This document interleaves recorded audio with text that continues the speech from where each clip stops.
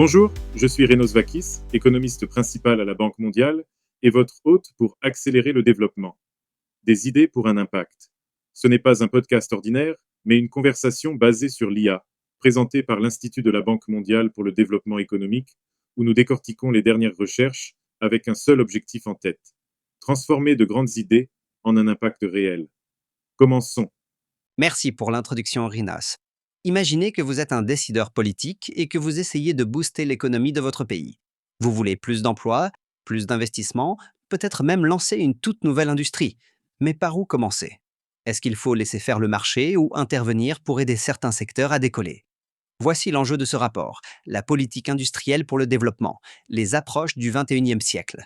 Et il s'avère que la boîte à outils des gouvernements d'aujourd'hui est radicalement différente de celle de la génération d'avant. Absolument. Vous savez, pendant longtemps, la politique industrielle était un sujet presque tabou, mais le paysage a totalement changé.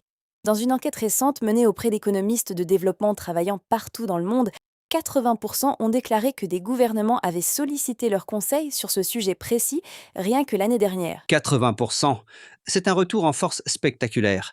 La question c'est pourquoi maintenant? Qu'est-ce qui booste cette demande?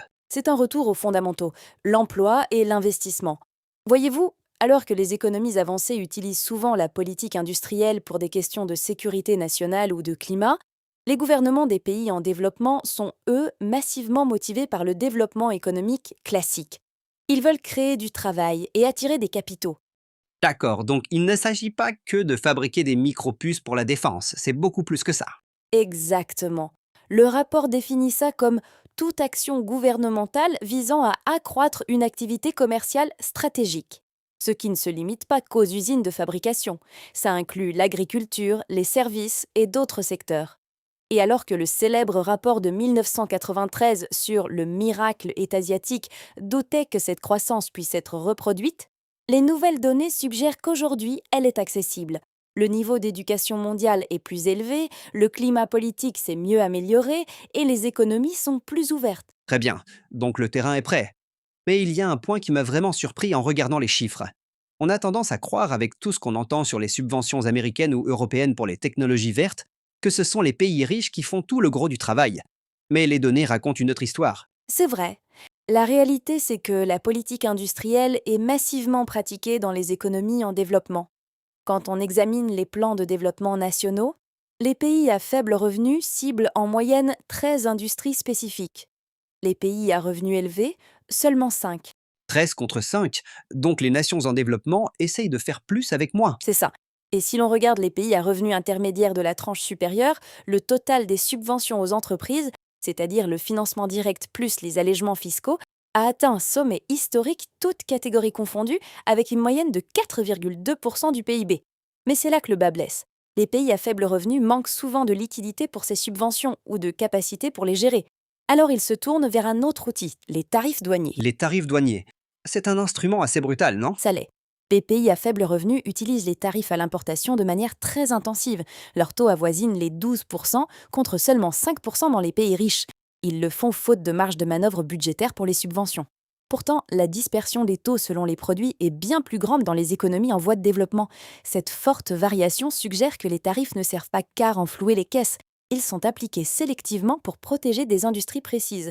Ce qui nous amène au premier grand enseignement du rapport: il faut adapter l'outil aux contraintes du pays. Oui, c'est là que le rapport utilise l'analogie de la voiture, n'est-ce pas? Je l'ai trouvée très parlante. C'est une image très claire, oui. Le rapport distingue les outils de premier choix, qui corrigent directement les défaillances du marché, et les outils de second choix, qui les régulent indirectement. Utiliser un outil de second choix, comme un tarif douanier, revient à essayer de réparer une voiture qui tire à droite en gonflant les pneus de manière inégale au lieu de refaire le parallélisme. Ça peut maintenir la voiture droite un instant, mais ça provoque une usure prématurée partout ailleurs. C'est tout à fait logique. Alors, pour les décideurs, comment savoir s'ils ont les moyens de régler le parallélisme ou s'ils sont condamnés à bricoler avec les pneus? Il faut analyser 3 facteurs: la capacité administrative du gouvernement, la taille du marché local et l'espace budgétaire. S'il y a un petit marché et peu de fonds, on ne peut pas tout simplement copier la stratégie d'un pays riche. Pour ces pays, le rapport suggère les parcs industriels comme l'un des premiers choix les plus viables. Il règle les problèmes de coordination, comme l'énergie et la logistique, sans nécessiter d'énormes dépenses budgétaires. Et pour les pays qui ont plus de ressources? Les grandes économies avec de fortes capacités peuvent utiliser des outils complexes, comme les subventions à l'innovation. Elles offrent des bourses aux entreprises pour qu'elles utilisent des technologies ou fabriquent des produits qu'elles n'ont jamais faits avant. Mais, et c'est crucial, cela demande une capacité administrative importante pour assurer le suivi. Forcément, il faut une bureaucratie capable de tracer cet argent. Exactement. Le risque de décalage est réel. Beaucoup d'économies en développement comptent sur les tarifs douaniers, parce que c'est facile à mettre en œuvre. Mais sur un petit marché, cela se retourne souvent contre elles. Regardez le secteur de l'électronique en Argentine dans les années 2000. Les tarifs ont protégé l'industrie, mais cela a mené à des coûts élevés et une qualité médiocre, car le marché intérieur n'était pas assez grand pour stimuler la concurrence. Donc, copier la stratégie américaine sur l'acier du 19e siècle ne marche pas si on n'a pas un marché aussi vaste que celui des États-Unis à l'époque. Ils avaient aussi toutes les ressources, comme le minerai de fer, sur place. Ça aide à mieux comprendre le problème. Tout à fait.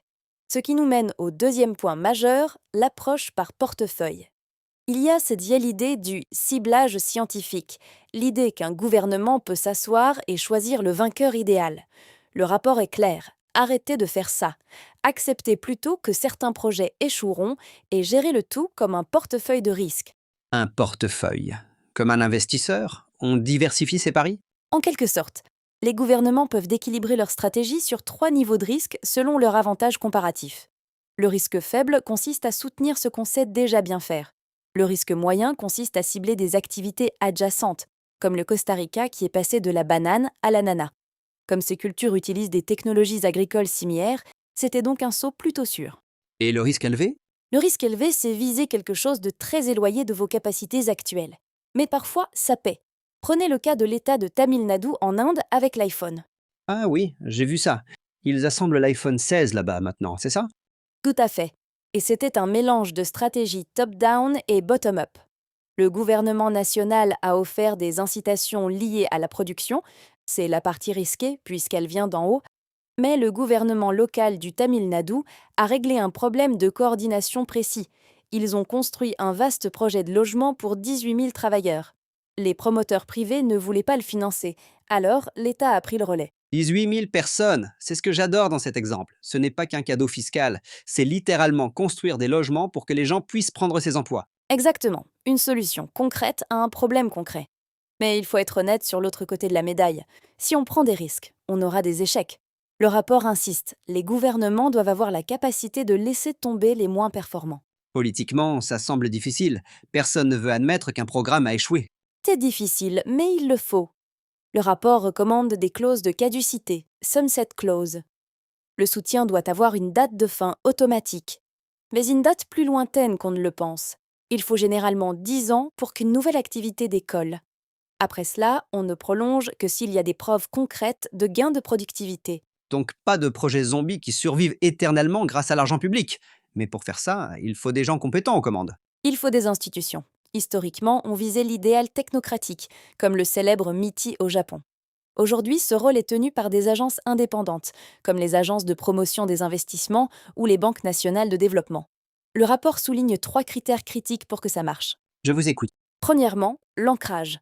L'agence doit être en dialogue permanent avec le secteur privé. Ils doivent savoir faire la différence entre mes problèmes et vos problèmes. Deuxièmement, la carotte et le bâton. Le soutien doit être conditionnel.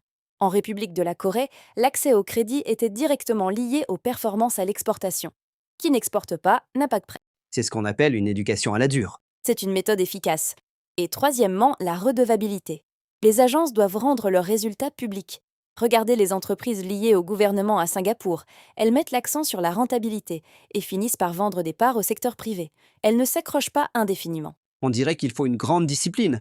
Ce n'est pas juste dépenser de l'argent, c'est dépenser avec des règles, des limites et la volonté de s'arrêter. C'est le résumé parfait. Le verdict de ce rapport est ce que j'appellerais un optimisme conditionnel. La politique industrielle n'est pas une solution miracle. Elle ne peut pas remplacer les fondamentaux économiques. Si on l'utilise comme un pansement sur des infrastructures médiocres ou une mauvaise éducation, ça échouera. Il faut s'engager à améliorer ces fondamentaux simultanément. C'est une conclusion très réaliste. C'est un outil, pas un miracle. Alors, pour conclure, pour les décideurs qui nous écoutent, quel est l'élément principal qu'ils doivent retenir en allant au bureau? Voici le dernier conseil. Lorsque c'est possible, privilégiez les investissements publics structurants plutôt que les interventions sur le marché. Construire ce parc industriel ou former cette main-d'œuvre crée moins de distorsions économiques et coûte moins cher que d'essayer de manipuler les prix avec des tarifs douaniers. Il s'agit de bâtir les fondations de la croissance plutôt que d'essayer de la forcer. C'est clair, pratique et honnêtement, plutôt porteur d'espoir. Il semble qu'il y ait une feuille de route qui n'existait pas avant il y a 20 ans. Il y en a une. Nous dépassons les débats idéologiques entre État contre marché pour entrer dans une ère de pragmatisme. Il s'agit d'utiliser les bons outils, de comprendre ces contraintes et d'avoir le courage d'expérimenter et de corriger le tir en cours de route. À vous, Renos. Merci de vous joindre à nous. Vous trouverez le rapport complet sur notre site web en suivant le lien dans la description. N'oubliez pas de vous abonner pour être informé des prochains épisodes. Et avant de partir, comment comptez-vous mettre en pratique ce que vous avez appris? Quel sujet aimeriez-vous que nous abordions ensuite? Nous serions ravis de le savoir. À bientôt.